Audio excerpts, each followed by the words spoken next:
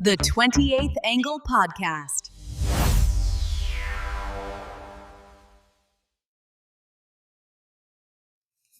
Hi, everybody. Hi guys. Welcome back. Oh, yeah. Happy hump day. There you go. She does it every time. I still almost cut you off. Still. Welcome I have to back. Be quick. Yeah. You better do it right away before I jump in.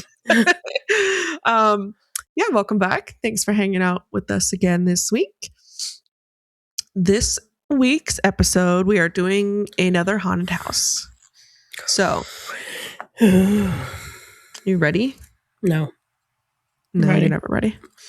So this time I decided to stay a little closer to, well, me and Heather's home, but where she currently lives, more closer to her home. But I grew up hearing about this house all the time, and so I thought, why not? Let's just make it an episode. So we are going to be talking about the Seven Sisters Inn haunted house in Ocala, Florida. You guys ready to get into it? Yep. I guess. All right. Ready. Let's go. Let's do it. Three best friends twist and spin. Victoria, Heather, and Shelley. Let the fun begin. Stories to tell, laughs to ignite. It's the 28th Angle shining bright. Every week a brand new game. Three voices, one wild flame. Come hang with us, you'll agree. The 28th Angle's the place to be.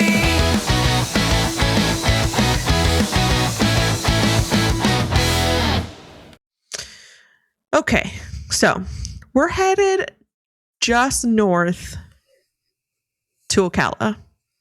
Just north of Ocala. Well, just north of me to Ocala. That's what I meant. It's not really north to you. It's east, west. Heather, do you know? No? Okay. It would be north, right? It would it be north? I don't know.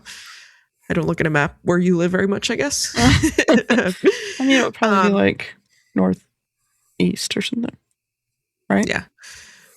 I think that sounds right. Yeah. So now when people think of Ocala, they often think of horses and springs because that is what Ocala is known for. But there is a house at 828 East Fort King Street that has a very different kind of reputation. We're talking about the Seven Sisters Inn. How often do you drive by that, Heather? Ever? Not anymore, but I used to all the time because when I first got with Greg, we lived right off of Fort King Street. So we lived off the same road. The same road. Yeah, that's crazy. I remember driving past it a lot when I lived there, but yeah, maybe not like right past it. Just I knew where it was. You know what I mean? Yeah. So I mean, I'm like not far from it on a normal basis, but yeah, normally. Okay, so this place isn't just a local legend. It has been on Ghost Hunters, and it's in the National Registry for the Historic Places, and it consistently ranked as one of the most haunted spots in the entire state of Florida. Oh, really? Yeah. And it's been that way for a long, I mean, my whole life I've known it as haunted. So, pretty cool. But before we get to the ghost, we have to talk about the man that built the house or put the energy into the house. Charles Reinauer. Oh, I almost threw my phone on the ground. So the house was built in 1895. It's a Queen Anne style Victorian, which means it has all the things we love. Wraparound porches, steep gables, and that beautiful, slightly imposing silhouette. I love Queen Anne style Victorian houses. So I do really think the house is really pretty on the outside, like the style of the outside. I've never been on the inside, which is actually crazy too. there's a lot of houses over there that are really pretty though. Yeah, they're all like, yeah. Mm-hmm. I like the style of it, but I don't think I'd ever want to live in an old house just because of the ghost. So I would build a new house with a wraparound porch. Just because of the ghost. Just because of the ghost, no other reason. So many other reasons, but Well, I mean, there's like the wiring and the plumbing and all that stuff. But that's what I mean. Yeah, I like those style houses. Like if I could build my own house and have that style built, I definitely would. So yeah. But Charles Reinauer was actually the second Jewish mayor of Ocala and a massive deal in the cigar industry. He and his wife Emma were the heart of Ocala's high society. So, Shelley, what do you think about cigar mogul ghost? Do you think the smell of smoke is a common haunting sign? Yeah, actually, I do. Fun fact, well, maybe not a fact, but a little story. My grandma, before she had passed away, she smoked heavily. And once in a while, I smell cigarette smoke in our house or like in the car. And we don't smoke. Nobody around us smokes. And it's not like that gross, disgusting smell of smoke. It's like that, I don't know. If you're a smoker, you kind of know. Like, I don't know. But I do believe. Yeah, my grandpa smoked. Well, I mean, he got cancer from smoking. So he smoked most of my life. But I get the same thing for him. I smell smoke often, but it's not a good. I don't know what you mean by like not a bad smelling smoke, because it smells like cigarette smoke to me, and it's like I can't breathe. Like Same. I don't know. I don't know. There's just it's a fine line. Yeah, maybe. Okay, so Charles died in the house in 1925, and a few years later, Emma followed. But they never really left the house. When the house was restored and turned into an inn, the new owners started to realize they hadn't just bought a building. They inherited a family. Oh. Didn't even know it. Wow. The interior is decorated with international themes. So Paris, Cairo, and Casablanca, which is cool. But some people say that those artifacts brought in even more attachments with them. So, why is it called the Seven Sisters? There are 7 documented spirits that investigators and the former innkeepers claim live there. So, let's break them down. So, Emma and Charles, the OGs, the ones I just told you guys about. Charles is known for the smell of a cherry vanilla tobacco, which kind of sounds like it would smell good. I think it would smell good. Cigar smoke smells different than cigarette smoke. So I was thinking that, like, maybe if my grandpa's smell didn't smell like cigarette and it smelled like cherry vanilla tobacco, maybe I'd feel differently. Maybe it wouldn't be such a big deal. Right. Maybe I could breathe through it. I don't know. But Emma is the lady in white who usually stays in the shadows of the master suite. And then there's George. He's a spirit from the 1950s. We used to have a ghost named George. Yeah. When we were growing up. Oh. Wonder if it's him. No, I'm kidding. He's described as a flirt. Women staying at the inn often report feeling gentle touches on their shoulders or hearing low whistles when they're getting ready in front of a mirror. Okay. If I heard a low whistle while I was like standing in front of a mirror, I'd be pretty creeped out. Yeah, he'd see you naked because. I mean, I don't really care about that part, but if you're gonna whistle at me too, like that's the creepy part. Like, you could just watch, you know. Yeah, you could just sit over there and be quiet. Ghost of the spirit and watch. All right, so next are the 3 children. So this is where it gets active. They're playful, but they're also the ones responsible for the disappearing items. And then the mystery 7th. Some people say it's a former staff member. Others say it's an entity attached to one of the antique wardrobes brought in during the 80s. So out of those 7, which one do you guys think would freak you out the most to encounter at 2 a.m.? The kids, for me. Kids are scary. Well, because they're more active. They'll be like running around, kids laughing, like, and you can't see them. That's creepy. I think the only thing that would bother me about the kids is the disappearing stuff. Yeah, stop taking my stuff. Not necessarily like... I hate that with the real kids too. Right. Not necessarily the spirits or the kids themselves, but just my stuff disappearing. I'd be like, seriously? Can you bring that back, please? Stop taking my stuff. I think I would need more information, but I think if a guy was whistling at me while I was getting ready, that'd probably creep me out. Yeah, I was thinking at 2 a.m. That would be the worst. If you're getting ready at 2 a.m.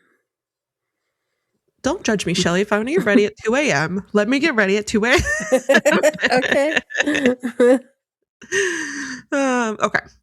She probably ain't gone to bed at 2 a.m. if I'm Yeah, being honest. It's true. Yeah. She's getting ready, 2 a.m. She's getting into trouble, that's for I'm sure. probably getting unready. I probably just got home or something. Yeah. Taking my makeup off in front of the mirror, maybe. I don't know. Okay. So we have some real life encounters that I'm going to read through.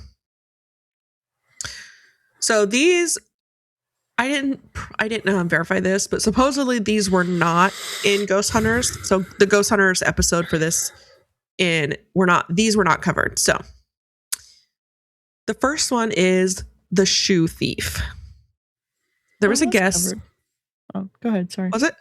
Yeah, I would say I haven't watched the episode. I know I've watched it before, but I haven't watched it in so long. That's why I was like, I can't That's verify. just the main part that I remember about that episode is his shoe being moved to a totally different spot. Oh, really? Mm-hmm. This one might be different. So, maybe. The shoe thief. So it was a guest that was staying in the Paris suite. She took off her heels before bed. When she woke up, only one was there. She searched the entire room. She eventually went downstairs to the parlor, and there, sitting perfectly upright, right in the corner, or right in the center of a cold fireplace, was her shoe. Oh my God. No one had been in the room. So the ghost took it and put it in the fireplace. That'd be pretty messed up. Like, why are you trying to burn my shoe, man? Like, That's funny. No, but I least for remember the both. episode of Ghost Hunters that his shoes were together upstairs, and it was next morning or the middle of the night or whatever, a few hours later, he found it downstairs. I think it was in a doorway or something. It was somewhere else, but it was just one shoe. So they really like shoes then, huh? Yeah. I mean, I guess. Shoe fetish. There are Better people put out your there. shoes up. Not kink shaming, but So when we stay there, remember to put your shoes up. you guys remember that, okay? No, I don't you think remember it's that, still Shelley. open as an inn, though, is it, right? They sold it? It is. Oh. It is. Oh, okay. I'm about to get into that. Oh, okay. Cool. So the next one is the Midnight Runner. One traveler. Hell no. Just the name alone, Shelley's like, no. One traveler stayed in the Casablanca room, which is on the highest floor. He reported being kept awake by the sound of heavy, rhythmic running directly above his head.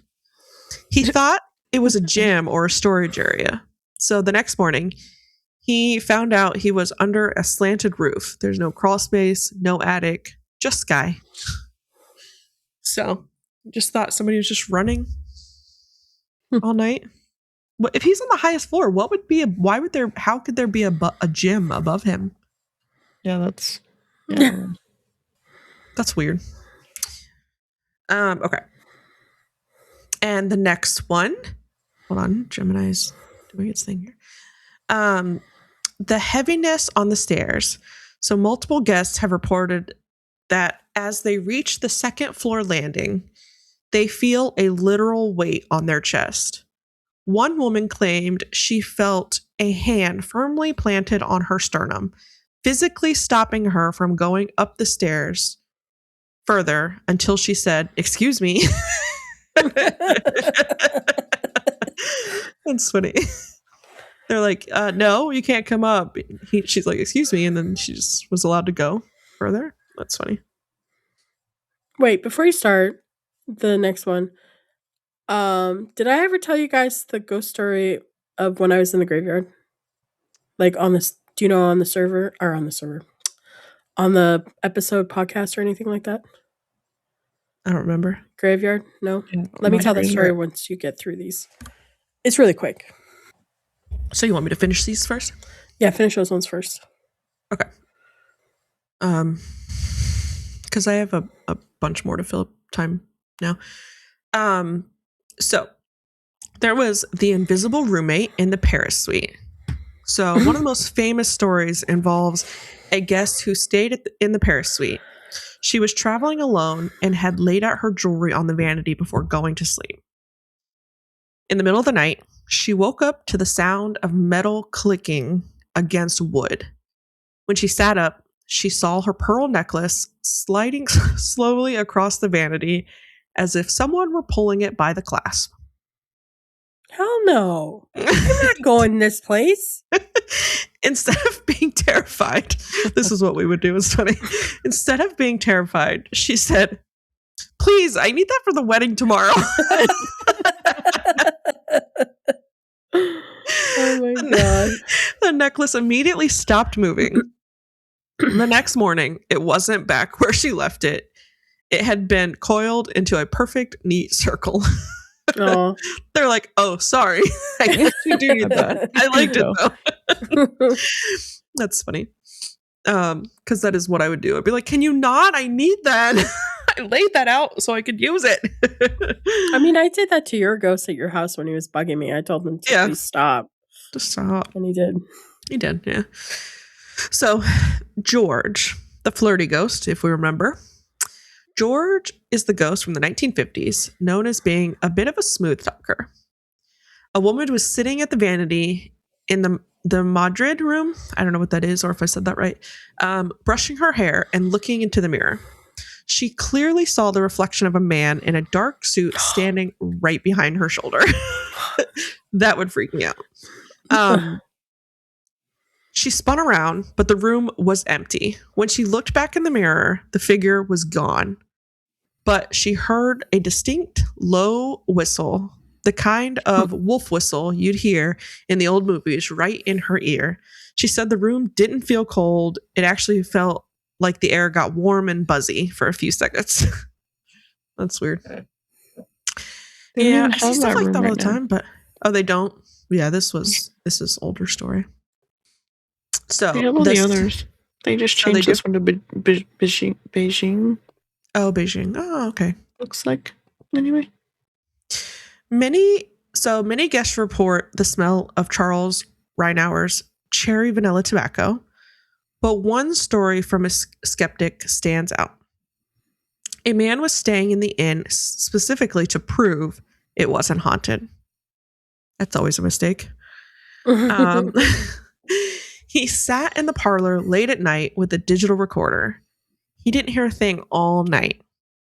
When he played the audio back the next morning, he heard his own breathing and then a very clear, gravelly male voice saying, "You're sitting in my chair."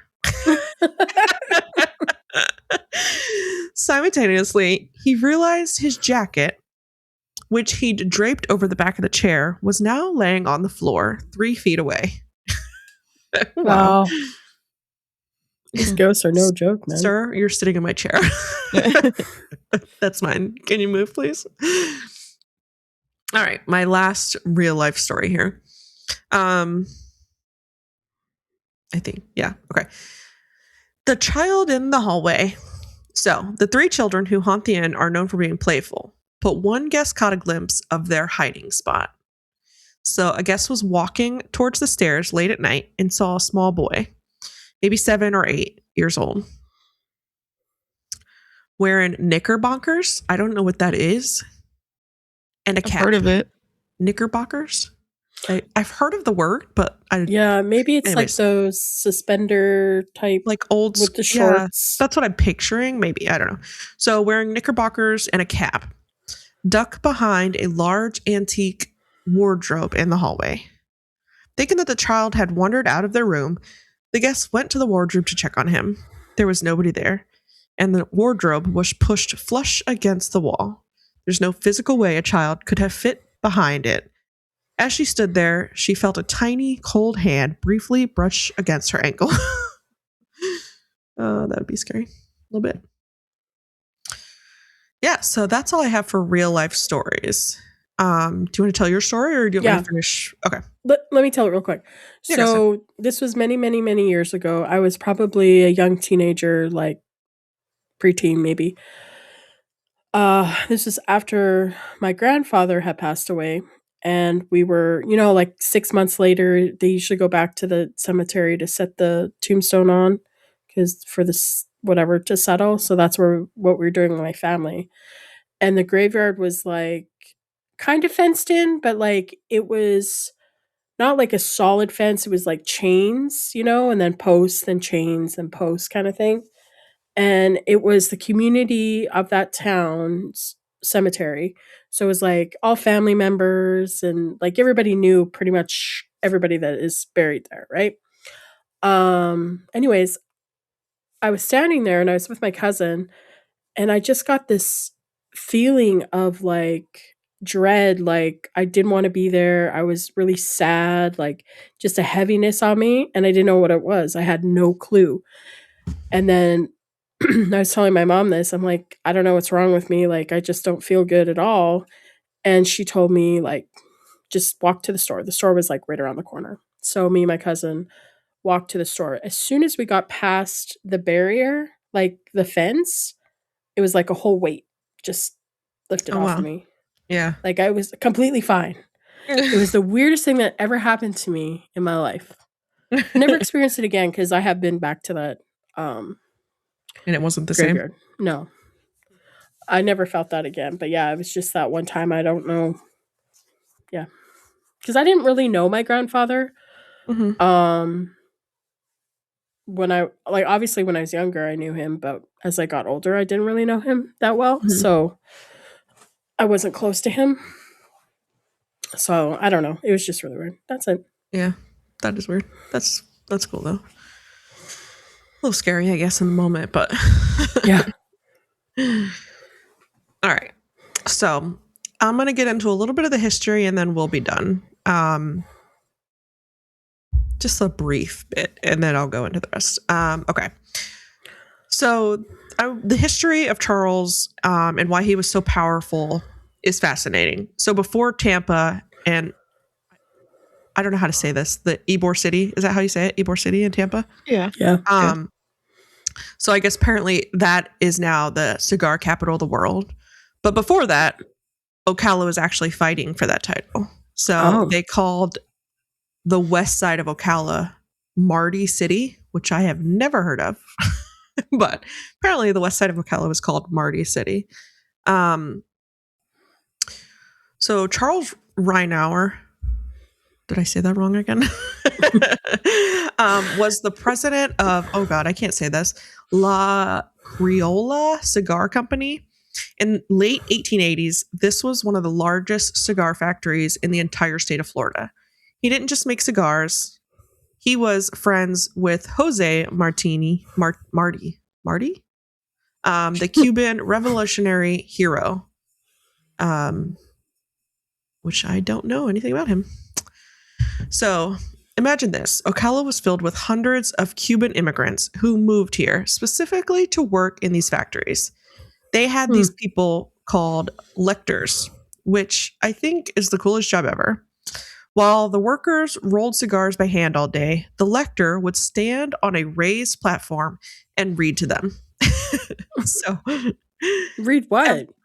Everything from the Daily News to Shakespeare and political manifestos. It was a highly educated, highly political workforce.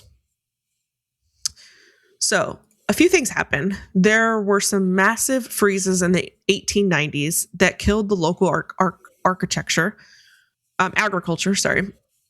And then, ironically, the climate in Tampa was just a bit better for keeping the tobacco leaves moist. Eventually, La Criolla and the other factories moved to Ybor City. But Charles stayed. He kept his grand house on Fort King, and even after the factories left, he remained this founding father figure.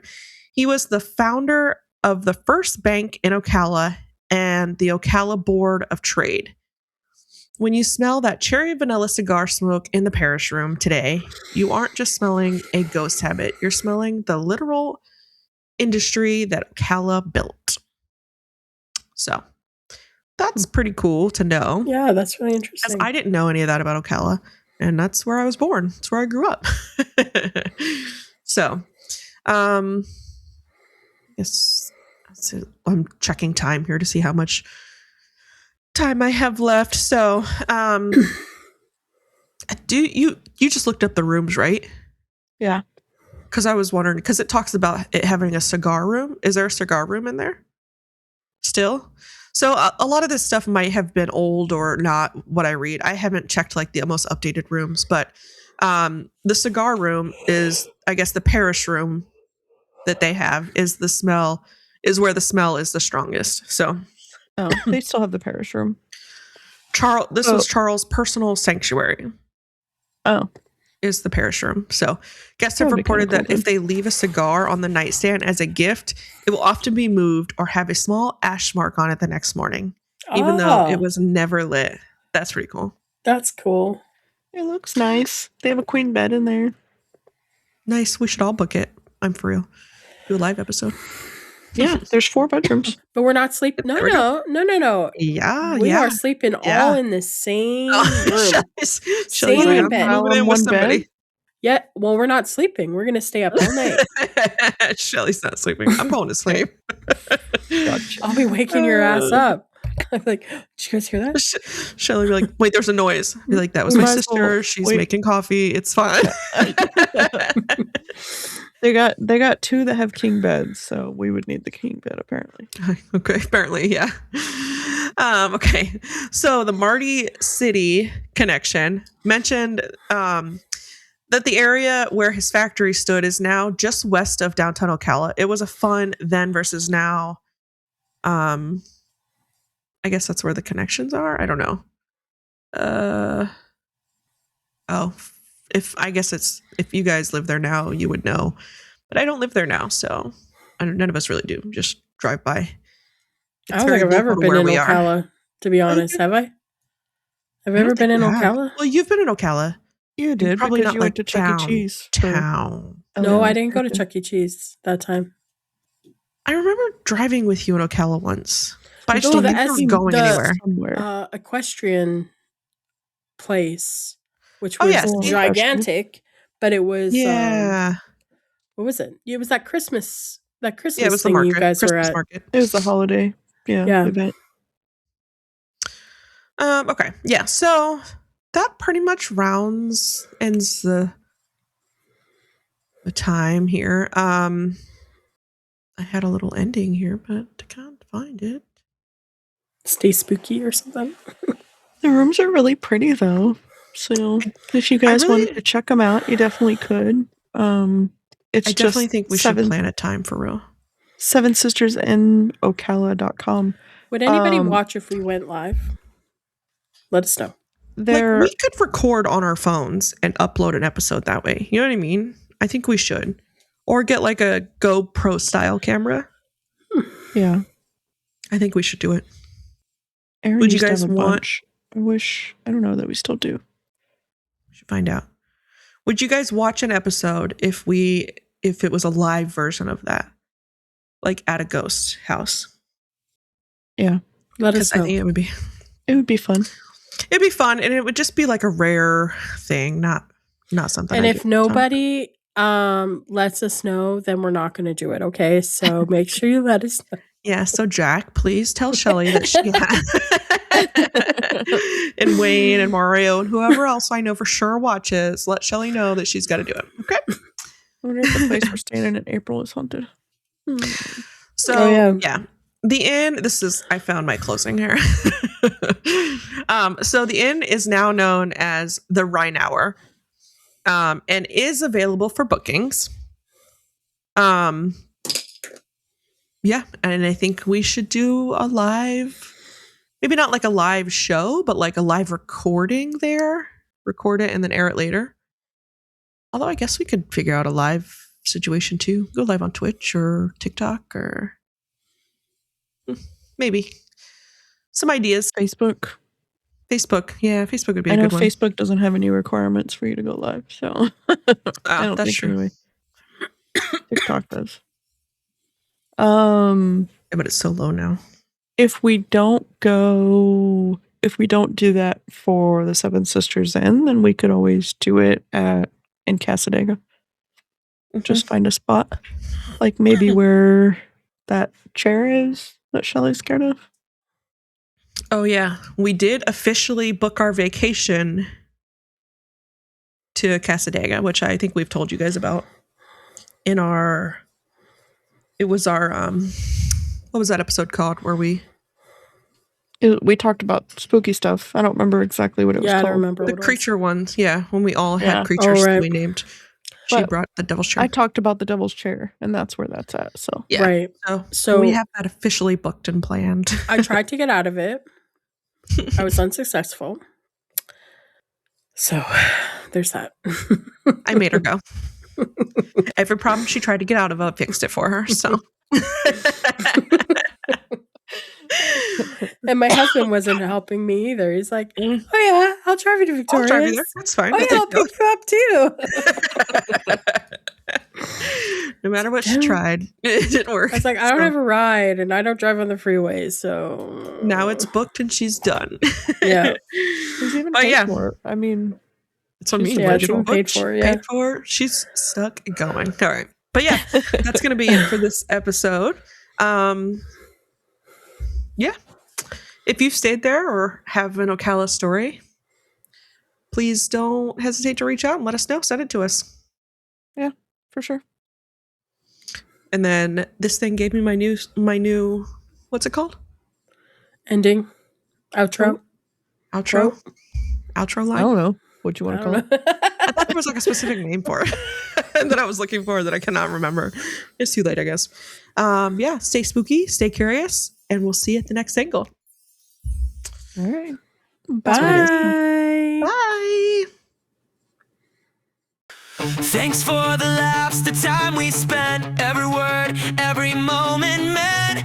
Take it